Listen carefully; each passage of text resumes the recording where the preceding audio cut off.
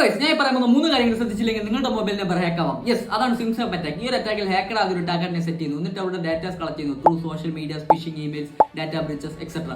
നിങ്ങളുടെ പേര്, number, address, even നിങ്ങളുടെ ഗവൺമെന്റ് ഐഡീസ് വരെ കളക്ട് ചെയ്യുന്നു. ഗവൺമെന്റ് ഐഡി ഞാൻ ഒരു കാര്യം ചോദിക്കട്ടെ, എന്റെ എവിടെയാണ് എത്ര പേർ നിങ്ങൾക്ക് ഡ്രൈവിംഗ് ലൈസൻസ്, സ്റ്റോറി സ്റ്റാറ്റസ് ഇട്ടിട്ടുണ്ട്?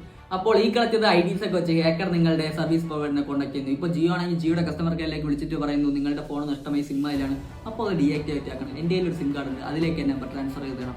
കസ്റ്റമർ കെയർ നിങ്ങളുടെ ഐഡീസ് ചോദിക്കും, നിങ്ങളാണോ ചെക്ക് ചെയ്യുക. ഹാക്കറെ കളക്ട് ചെയ്ത ഡാറ്റാസും ഐഡീസ് അവിടെ സബ്മിറ്റ് ചെയ്യുന്ന സ്പോട്ടിൽ നിങ്ങളുടെ സിം കാർഡ് അവിടെ ഡീആക്ടിവേറ്റ് ആകുകയും ഹാക്കറിന്റെ കയ്യിലുള്ള സിം കാർഡിൽ നിങ്ങളുടെ നമ്പർ ആക്ടിവേറ്റ് ആവുകയും ചെയ്യും. അങ്ങനെ സംഭവിച്ചാൽ ഞാനൊന്നും പറയണ്ടല്ലോ, ഹാക്കറിനെ എല്ലാം ആക്സസ് ചെയ്യാൻ പറ്റും. നിങ്ങൾ ആ നമ്പറിൽ എന്തൊക്കെ ലിങ്ക് ചെയ്ത് വെച്ചിട്ടുണ്ടോ, bank account, social media, everything ഹാക്കറിനെ ആക്സസ് ചെയ്യാൻ പറ്റും. അപ്പോൾ ഇതൊക്കെ എങ്ങനെ നമുക്ക് പ്രിവെന്റ് ചെയ്യാമെന്ന് പറയുന്നുമ്പേ ഇതുപോലത്തെ ഇൻട്രസ്റ്റിംഗ് സൈബർ സെക്യൂരിറ്റി പേജ് ഇപ്പോൾ തന്നെ ഫോളോ ചെയ്യുക.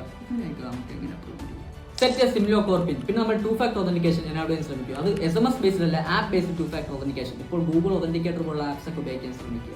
പിന്നെ നമ്മുടെ പേഴ്സണൽ ഡീറ്റെയിൽസ് ഒന്നും തന്നെ നമ്മൾ സോഷ്യൽ മീഡിയസിൽ പോസ്റ്റ് ചെയ്യാനോ ഷെയർ ചെയ്യാനോ പാടില്ല. ഞാൻ നേരത്തെ പറഞ്ഞില്ല, നമ്മുടെ ഡ്രൈവിംഗ് ലൈസൻസ് പോലുള്ള ഗവൺമെന്റ് ഐഡീസിനെ ഒന്നും തന്നെ നമ്മൾ സോഷ്യൽ മീഡിയസിൽ പോസ്റ്റ് ചെയ്യാതിരിക്കുക. അപ്പോൾ ഇത്രയൊക്കെ കാര്യങ്ങൾ ശ്രദ്ധിച്ചാൽ തന്നെ നോക്കിയിരുന്ന ഈ അറ്റാക്കിനൊക്കെ പ്രിവെന്റ് ചെയ്യാൻ നിർത്താൻ സാധിക്കും. എന്നാലും എല്ലാവരും സേഫ് ആയിട്ടിരിക്കുക. ഓക്കെ, അപ്പോൾ അടുത്തൊരു വീഡിയോ മറ്റൊരു ദിവസം കാണുന്നതായിരിക്കും. Okay, by.